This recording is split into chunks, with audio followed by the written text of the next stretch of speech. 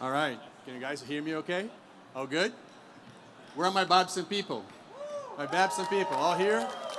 Good. All right.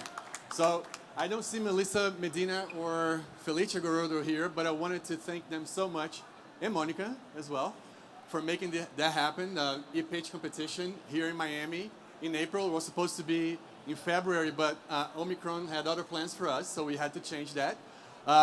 So for those who don't know Babson, we're a college from Boston. We've been around for 100 years.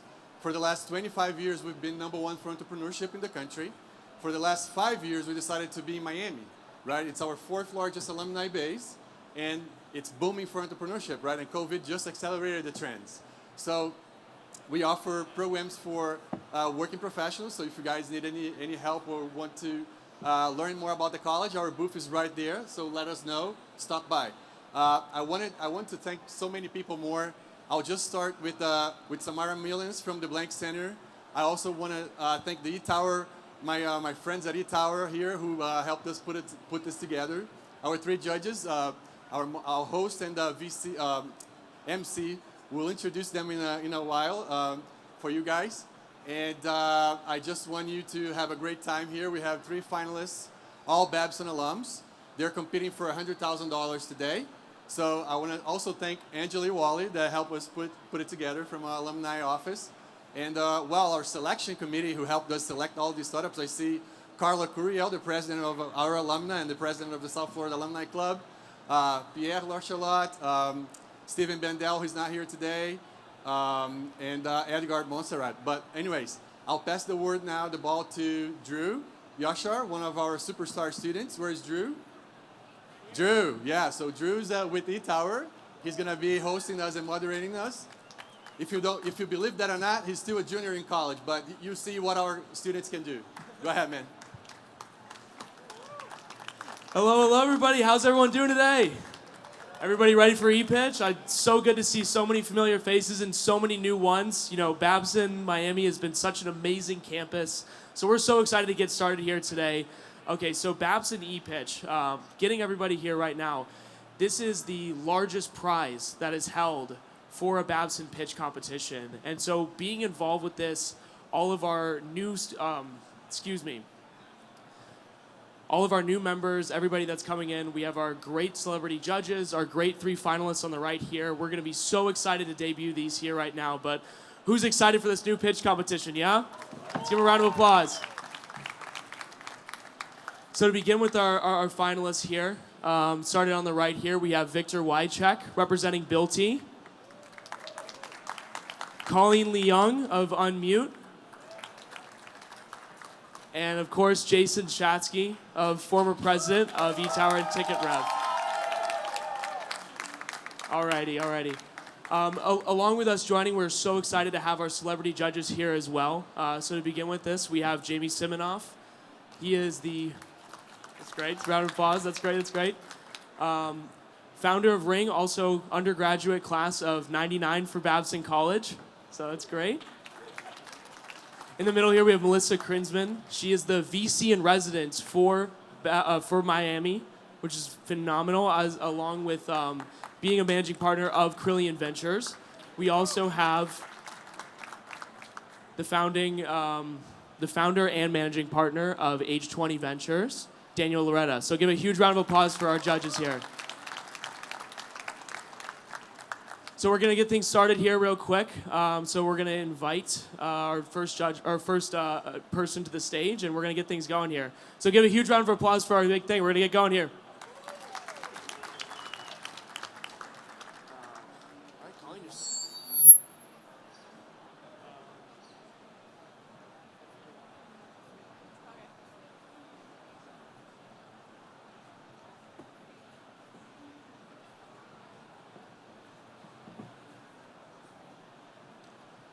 Just waiting on a clicker.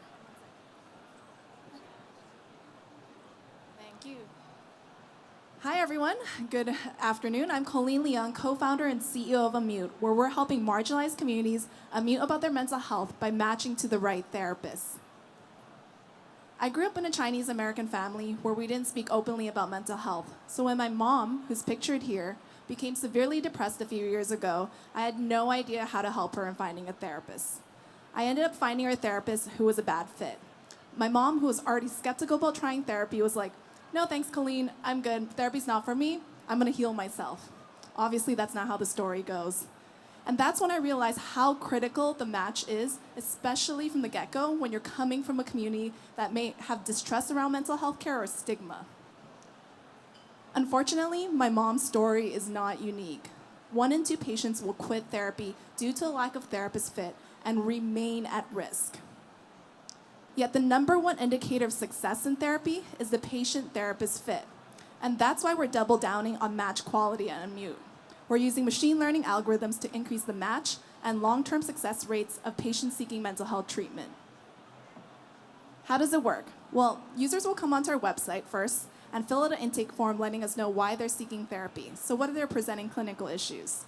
They'll let us know what their preferences are in a therapist, yes, demographics, personality, as well as communities the therapist is a part of or allied with.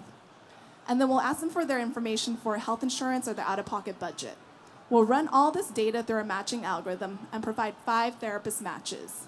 We'll also recommend peer support groups for them to join that Unmute hosts. Each of our users is paired with a TheraBuddy. They're essentially your therapy buddy, a case manager who will guide you along your therapeutic journey. They'll check in with you periodically and help you in terms of having a phone consultation or preparing for your first therapy session. And lastly, our users are able to begin therapy in confidence. Our TheraBuddies will check in with them periodically to ensure that the match is still a good fit. Our business model today, we're currently in stage 1. We're B2C. We charge a patient matching fee of $35 and offer monthly peer support groups for $50 a month. We're looking to expand into stage 2, incorporating a platform business model at the end of this year. Through the platform, we'll be offering individual therapy sessions on Unmute's platform, and thus taking a 15% commission off each insurance claim that happens on Unmute. Our market today, there are unfortunately 45 million US adults who are dealing with mental illness.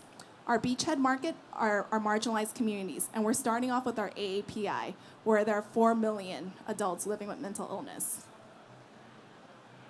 In looking at our TAM for just our stage 1 B2C model, that's an over $8 billion TAM with our peer support and our matching fee. Add in our platform business model, we'll add an additional $9.5 billion with our insurance claims. To date, we've matched over 500 users, paid users, and have 2,000 therapists on our database. We have a 91 Net Promoter Score, which we're incredibly proud of, and 62% of our new users are customer referrals. We recently piloted our first peer support group where we had a 50% free to paid conversion.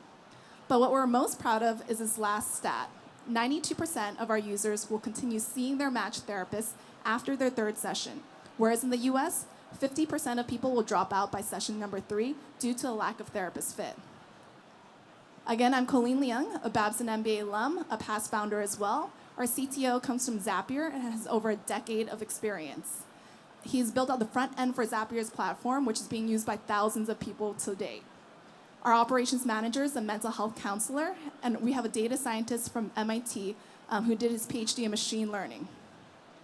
Winning Babson ePitch will allow us to do 2 things, to build and to expand.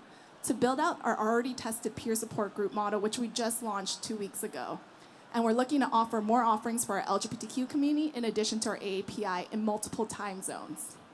And we're looking to expand our B2C market, go from 500 paid users to 5,000, helping 5,000 people find the right therapist. Thank you so much, and I hope you'll join our mission in unmuting about mental health care.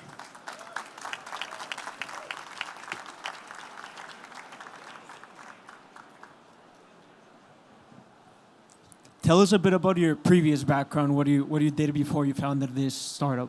Yeah, sure. So I was in sales. So I actually was leading New England sales for Bevy.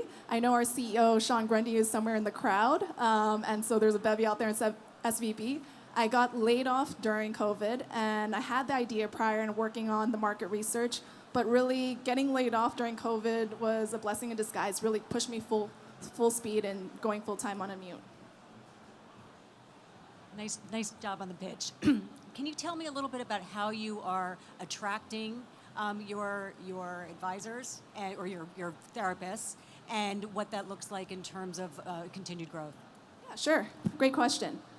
So we're actually, for therapists, we're working with group practices. So here are 3 out of maybe 6 group practices we partner with.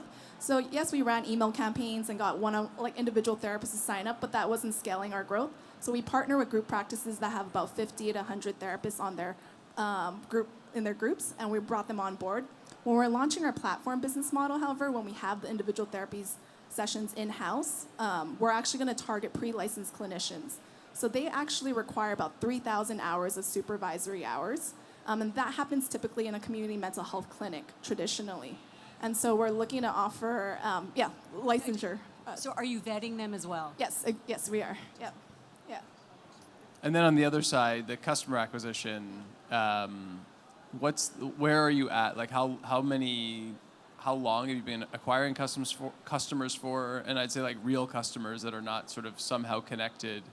How is that scaling? Yeah, so right now we have about 500 paid users. We've been around for a year, and we're partnered with universities, so 18 to 25-year-olds. So when did you start like pushing then to get those customers? Like I guess when would you consider that? Yeah, so it was probably last fall where we formed these partnerships, and actually Asian Mental Health Project bought a bulk package of matches for their members. So. Gotcha. Yeah. So I guess my question would be then, how do you scale? Like, what's going to create the scale here? If you're talking hundreds when you need, tens of thousands, millions. Like, what's the? Yeah, no, great question. And so for us, that's working with our channel partners. So we're actually here today meeting with a bunch of universities who are interested in partnering with us. And that's just because they don't have the capacity to fulfill counseling services through their program to date. They have about 5 therapists for like thousands of students. So they're actually referring out to their neighborhood therapists, and so they can do that with Unmute. Who are your top competitors, and how do you differentiate versus their value propositions? Yeah, great question. And so in the space, the companies that win in the space are going to address the supply and demand imbalance, right? And so we have Psychology Today. I'm sure many of you heard of them. They're like a yellow book listing directory for therapists. They're the largest directory. Are they addressing the supply issue? Not necessarily. Are they offering matching? No. It's an awful user experience. I went through that in finding a therapist for my mom. There's BetterHelp. I'm sure you're getting their targeted social media ads. They have a huge budget. They're B2C, so they're forgoing health insurances, and they're charging a larger monthly subscription price for a more affluent user. They do a little bit of matching, but that's not their bread and butter. And that's, for them, it's access, giving you a therapist within 2 days. And then lastly, there's Headway. They're a platform, and they're able to work with health insurances and charge that insurance claim. How we're really differentiating is really around the match quality. None of these companies understand that the match matters. The number one indicator of success is the match, and that's where we're double downing on it.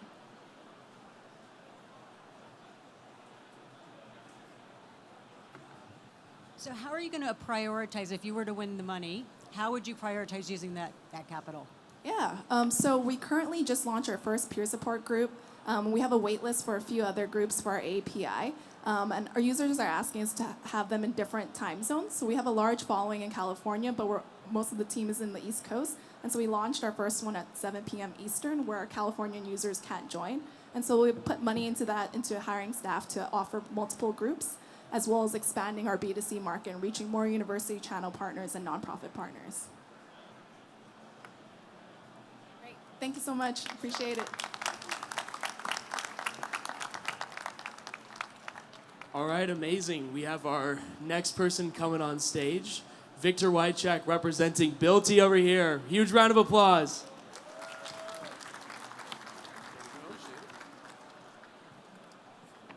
Nice to meet you. Pleasure.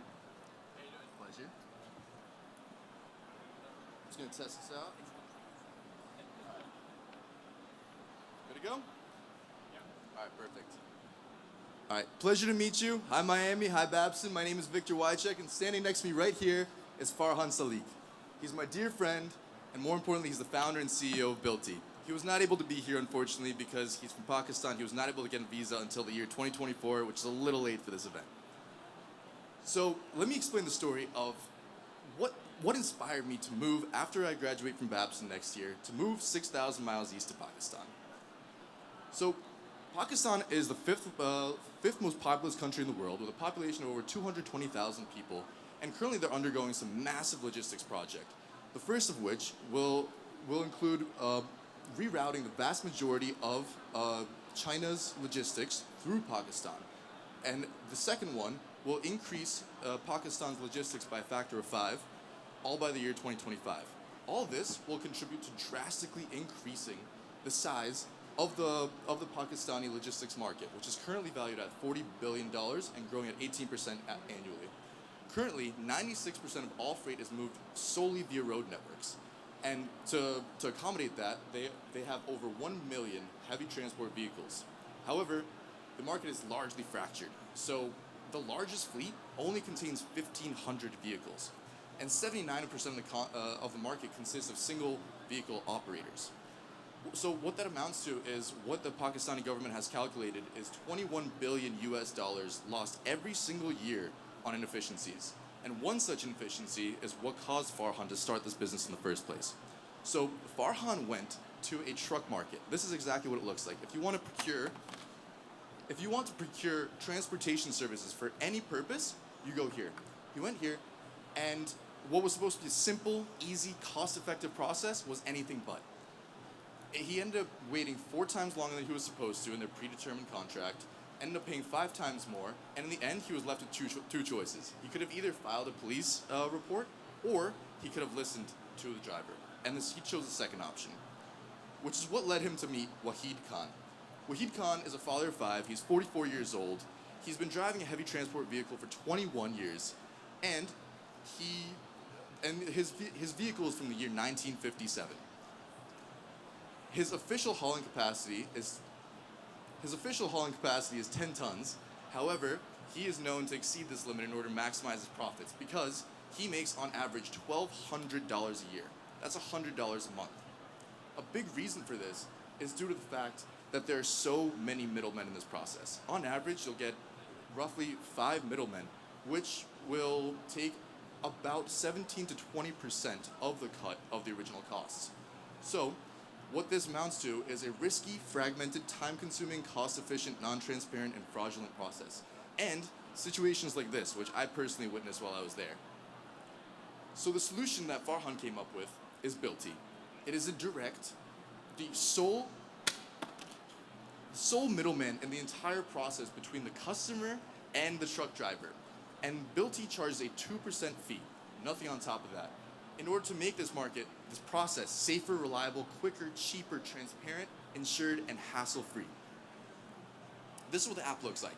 So through this app, as you can see, much better than the marketplace you'd go to otherwise to procure any sort of in-person shipments. So you can choose from 35 different vehicles, dozens of different value-added services, whether you want to move, whether you need a water shipment.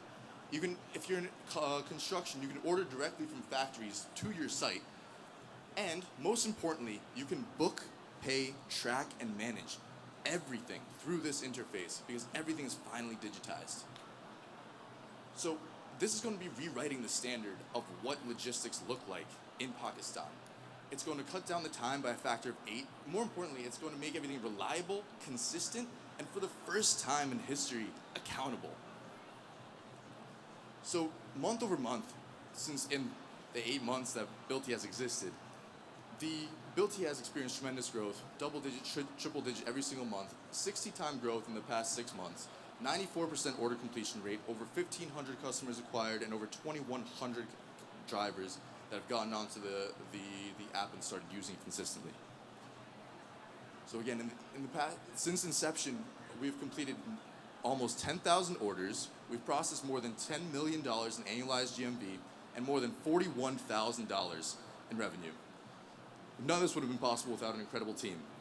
But Builty is more than just a business. We've increased driver income by 30%. We've dispersed more than $3 million to drivers and partners. And most importantly, we've created a Builty program that allows for us to help these drivers, like Wahid, purchase their own trucks for the first time in history. In conclusion, we've spent a total of $61,800 so far. Imagine how much more we could do with more. Thank you.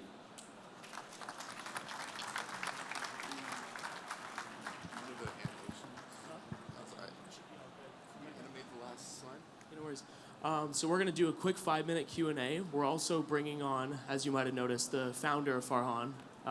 He's going to come on just for a quick Q&A, just in case that Victor can't answer any questions. But we're going to dive into it right now. I'll stand around just in case.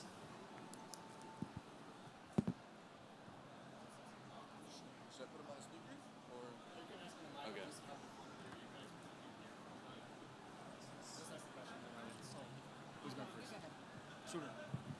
Hey, nice to meet you. How are you? So, great, thank you.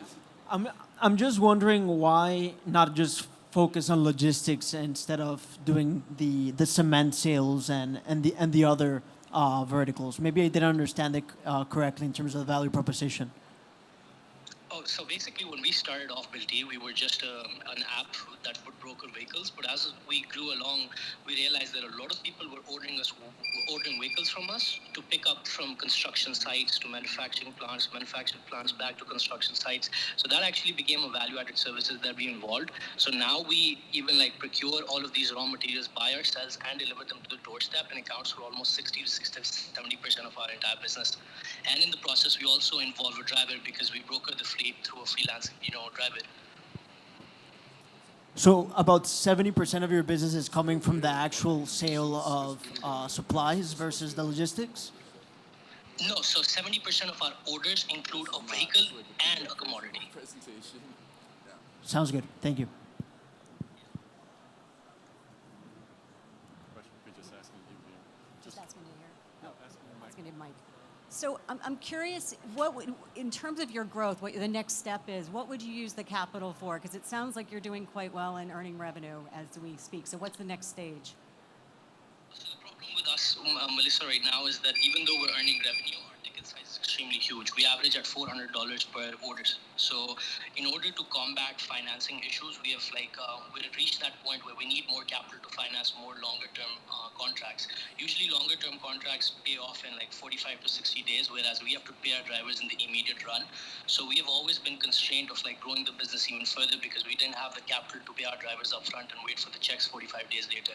So a huge boost would be to the cash flow, whereas we will also increase marketing. So far, we've only spent $250 marketing Built-E. It's been word of mouth and personal marketing. So we would definitely want to spend a little bit more money on that.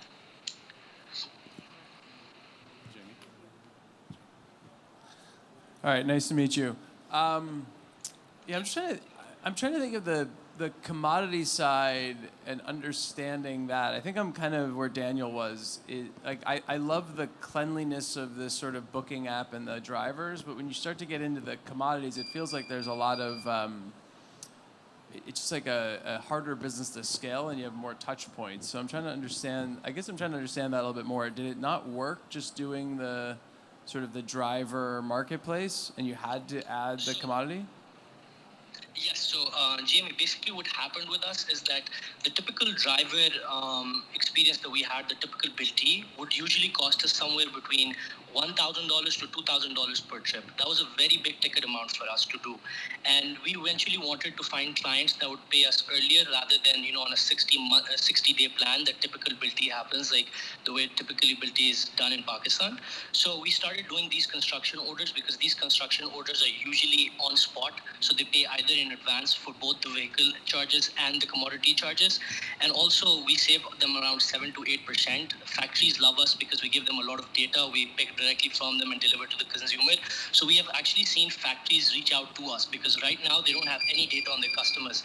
They send it out to their retailers, and retailers kind of have an edge over the factories because they control all the customers. So factories love the fact that now they can interact directly with their customers and scale their businesses as well and have more insight. Great, thank you. On the logistics business, is there a way to increase the take rate from that 2% to a higher take rate? I've seen up to 20, 30% in some marketplaces. Yes, so Daniel, in Pakistan, the standard take rate is 3%. or across Pakistan. We actually make more than 2%. We aim for 2%, but when we get into the commodities, we can actually make more, also offering other value-added services. So right now, if you look at us, we average somewhere between 6 to 7% on our take rate, but we give them out as discounts to kind of like bring on those customers. Like we acquire those customers by giving them this discount, even though we believe that there's a leeway to bring this as high up as like 11 or 12%. Perfect. Thank you. Faham, I think this is it. This is time. Thank you so much. A good night for you over there in Pakistan. Thank you for being remotely with us. Drew? All right. Huge round of applause again for Bilty right there. So glad we could get him on the phone too. I know that was fun to get through. But last but not least, we have former president Jason Shatsky right here for Ticket Rev. Huge round of applause.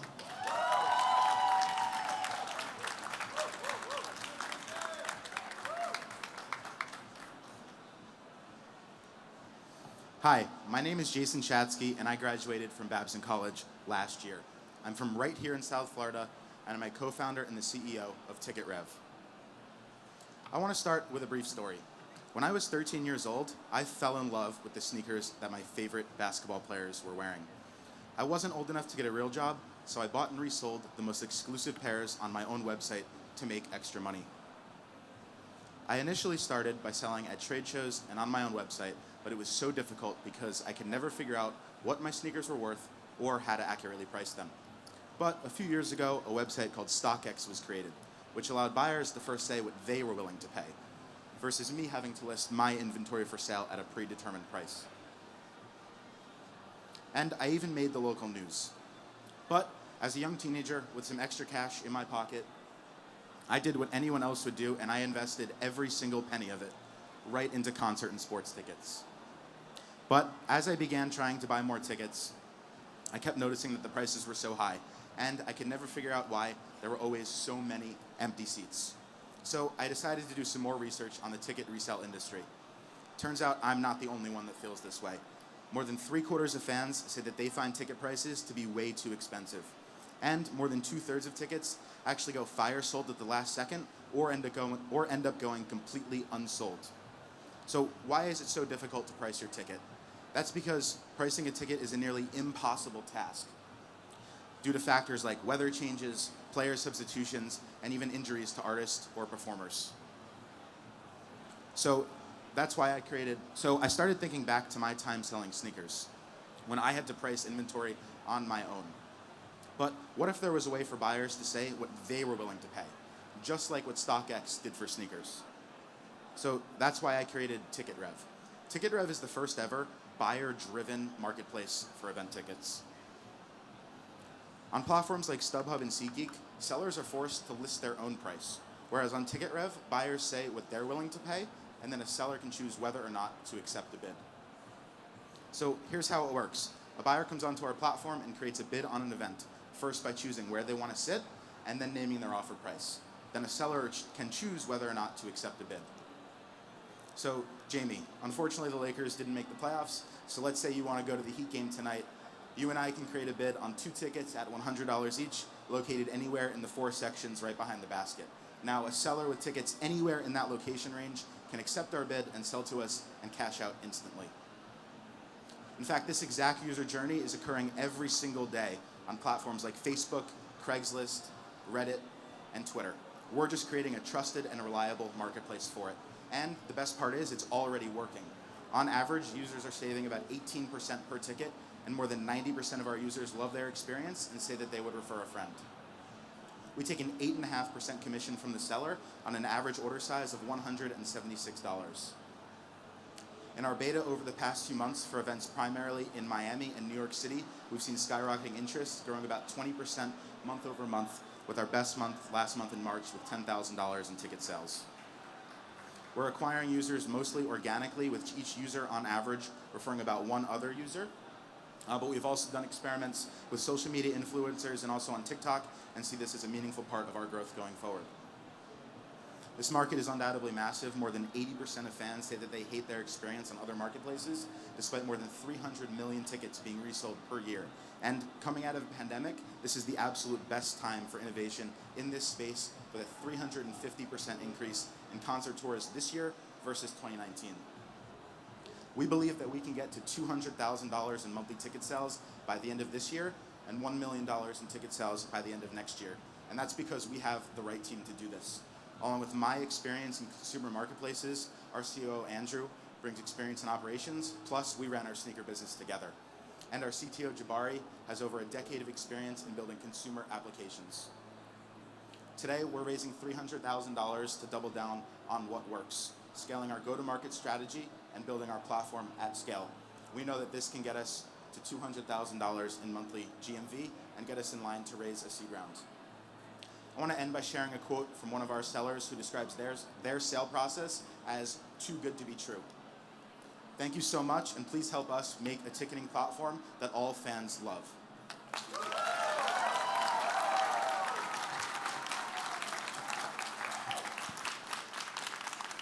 So I'm curious, how do you make it, if you're attracting people to come and put, like I bid tonight for the game, for the Heat, how are you matching the tickets on the other side? Like how are you trying to build that marketplace or the inventory on the other side so it actually exists? Yeah, absolutely. So our approach has been completely buyer-focused to recruit buyers like yourself. We have a network of both ticket brokers and season ticket holders. A big misconception is that on major marketplaces, most sellers are individuals like you or I, when in fact more than 75% are brokers. So we can purchase wholesale directly from those brokers and use that to fulfill bids. Hi, I had the pleasure of seeing you pitch last summer, so great to see you again. Likewise. What would you say that you've changed or done differently or better since last summer? 2 or 3 things that have made a big difference with your company? Yeah, absolutely. I think last summer we were at a stage where so much of what we were doing were experiments, seeing what works, what doesn't. In the past 6 or 8 months, however long it's been, we've been able to really focus on what works. So for example, some of the organic marketing that didn't work as good as we thought was literally putting flyers on cars in parking garages, holding up signs, things like that. So we stopped doing that. We focused more on TikTok discovery, for example. So marketing has been a big change that we've made, in addition to who we're targeting. So for example, we've learned that rather than only focusing on geographical locations, for major events like a Justin Bieber tour, for example, fans talk to each other. There's communities of fans. So we've actually expanded to one-off events in different cities because those fans are communicating and discovering us from different cities. One more. Can you set for your team, like I'll go in this section for $100 any game, and so like you can get like longer, sort of more of a prolonged customer versus just a single event? That's something that's in our roadmap. Right now, there's not that capability. What we're looking at now is being able to bid across multiple games. So let's say you're in Miami for a week. You could bet on 4 Heat games, and whichever one you get tickets to first, your bid price can be different. So yeah, that's certainly something that we want to do. Are there any resale legalities or like non-transferable implications? So all tickets are able to be transferred electronically. Occasionally, if you have a festival like Coachella, it's a wristband. You can ship those. So there's no legal provisions or anything. No, all other marketplaces allow that sale, so we're totally good. The only thing you can't do is sell within a certain radius of the venue, but obviously we're online. How are you planning to go from the $200K in monthly revenue to the $1 million by the end of next year? Yeah, so we're launching a new platform within the next month or 2 that will allow us to scale faster to more cities. And so being able to do that and then double down and triple down on our marketing will allow us to get to that. And what would you do with the capital? Are you planning to expand your team, or what's the pressing Sorry, what would I do with what? The new capital. What's the? So that would be to hire a second engineer. So we're planning to raise $300K. So that money is broken down into hiring a second engineer, a growth lead, and then $100K marketing spend.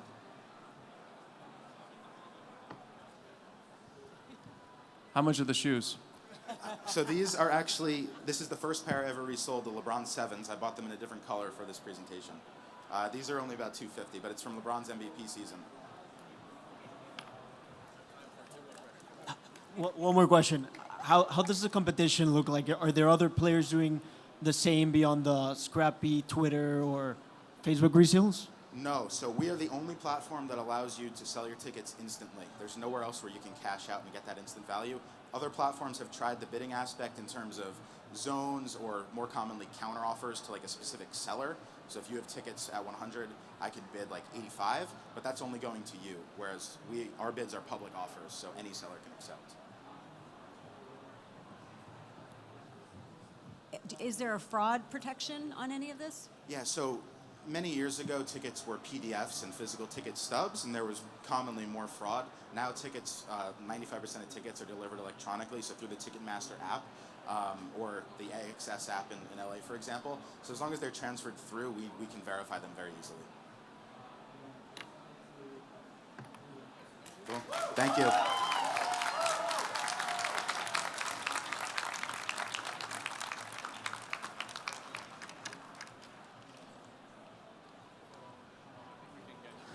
All right, huge round of applause for our 3 finalists once again. All right, so real quick here. Please don't go anywhere. We're going to have a quick 5-minute deliberation from our judges. But as they go around, we're bringing a few chairs around. We'll just have a few questions, bring up the founders again, just to have a quick fireside chat, talk about Babson, talk about a few other things. So once again, want to welcome up to the stage our 3 founders once again for our finalists. So round of applause.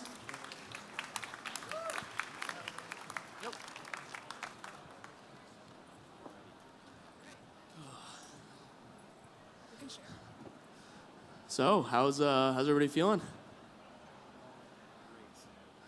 Hello? Does that one work?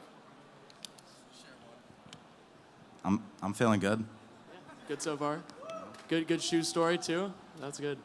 I think as we have our 5 minutes, I wanted to open up a conversation just talking about, all 3 of you have gone through Babson, you've had the programs, and you've kind of seen, what entrepreneurial opportunities that Babson's had to offer. So as you're on the stage as finalists, I just wanted to ask, what did you all have from Babson that supported you, and what was your entrepreneurial journey that started this off? I'll start. The biggest component of my experience at Babson was eTower. We have a number of eTower alums and current students in the audience.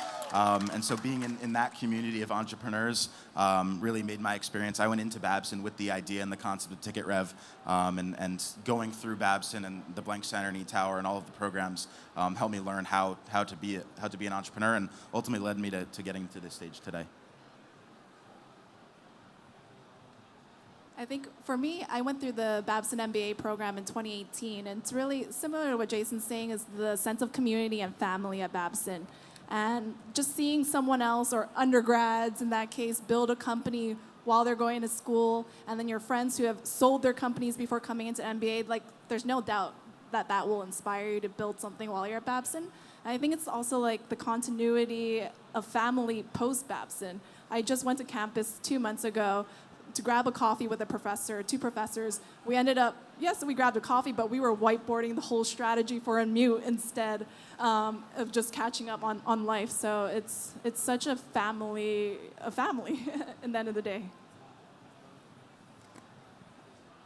So for me, I actually had my own business that I went through the rounds with to get to ePitch. I only made it to the semifinals, but in this context, the greatest thing that Babson probably gave me was, just for a little bit of backstory, so I met Farhan twice in my life before he invited me to Pakistan. It was a very casual conversation. He invited me to Pakistan because he told me that, these were his exact words, he said, "Screw America, Pakistan is the land of opportunity." So I had to find out why that was. So I spent 2 weeks with him, and like I said, now I'm planning to move out there with him. And it's these kind of experiences that Babson really affords. The people with intellectual curiosity, resourcefulness, these people that it's so cool just walking around campus and learning something new every single day that you didn't think was possible. Like kids are doing. That's my favorite part of Babson, I'd say. Love it. And so as we have everything wrapping up behind stage with deliberations, we thought we'd open up the questions to the audience. If anybody had questions, if anybody had anything they wanted to talk about, whether it's Babson, founders, companies, could be anything. But feel free to raise your hand, and I'll walk out a mic to you.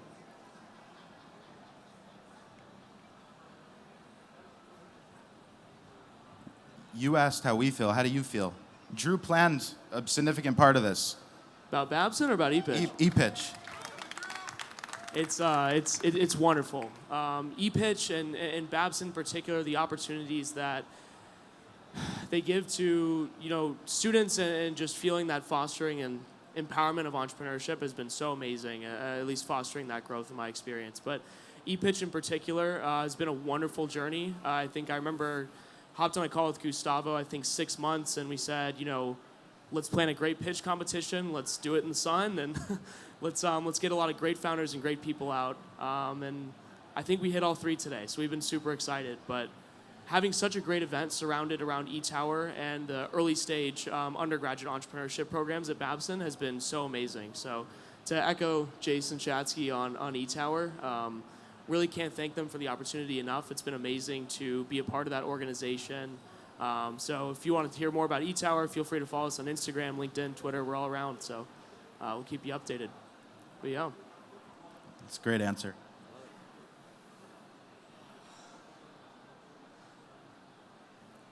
Any other questions while we are wrapping up deliberations?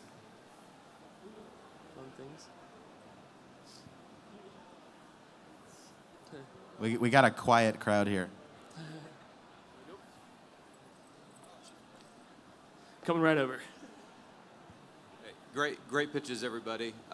This question can really be for any of you because you both have buy and sell sides to your platforms, your marketplaces. What did you find was the hardest, kind of the chicken and the egg? How did you get buyers to your platform before you had sellers of products, of tickets, of services? So did you go after the buyers first? Did you generate a wait list of, hey, come join this platform, we're going to have a great offer on tickets, on freight services, on therapy services? So which did you go after, the chicken or the egg? Yeah, that's a really great question. And for us, we faked our supply to begin with. And Babson taught us that, fake it till you make it, right? And so we didn't have therapists that are part of our network or in our database. We scraped the web for that information, and we're manually putting it in and growing our database of therapists as well today. But because we have a concierge service, we went after the patients, right? They have the acute pain point. Anything that we build or solve has to be around solving that pain point of finding a therapist for the end user. And so we went after the end users first. They said, hey, I'm looking for a therapist in X, Y, and Z. We went out there, our team, myself and my entire team went out there and found X, Y, and Z therapists, and then invited that therapist, hey, do you want to be a part of our database? We have a growing database. We can find more leads for you, better quality leads. And so we went after, the buyer and user at the end of the day. So if I may answer for Farhan, as I understand it, so you heard the story of Wahid Khan, the first trucker that Farhan experienced significant difficulties with.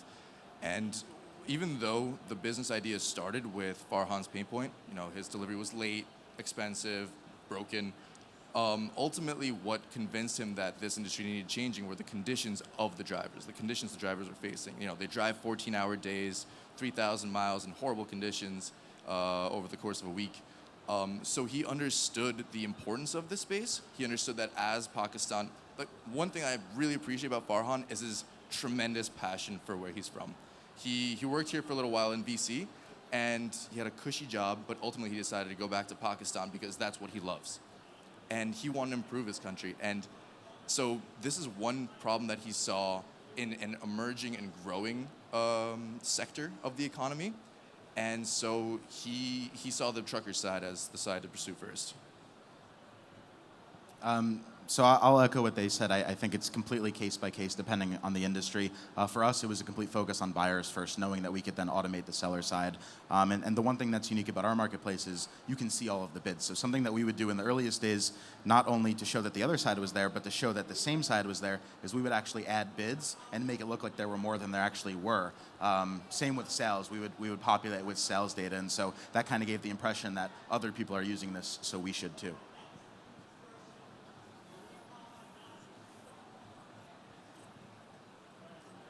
Walk over. Hi there. At what point did you start feeling comfortable sharing the idea of the business? Because at the beginning it's very secretive and you don't want anybody to know and steal it and copy. So at what point? It's secretive in the sense that it's, it means a lot to me, but for me, the advice I always received was that the idea is worthless. It's all about the execution. And so what we're doing is a really incredible twist on ticketing, but it's not an invention that you can patent. So for me, it was just about execution, about hitting milestones, and less about not wanting to share the idea, but knowing that the first to market approach and benefit is significant than just keeping the idea to yourself. Well, Farhan asked me to come out here 7 days ago because he said I was the only one dumb enough to say yes. So 7 days ago. I think for us, we were never in stealth mode. Echoing Jason, it's all about execution. So anyone can build anything, but it's the people who's behind the team. And for me, I was working my full-time job before I got laid off during COVID, and I was working on eMute and was very open with my team, my CEO as well, who was helping and being an advisor for us. So we were never scared to share what we were working on because it actually amplified our business. All good?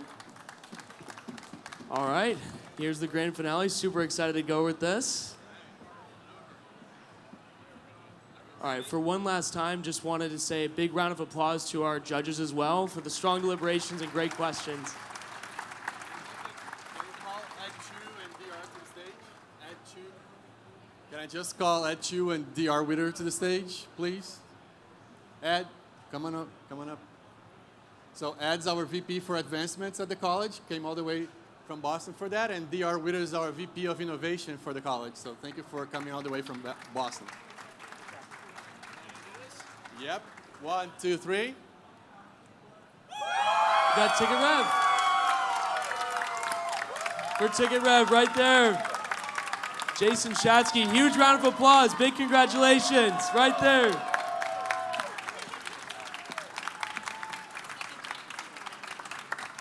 He was playing at home. He brought all the local crowd to cheer for him, so I think it gave him an advantage. Congrats, Jason.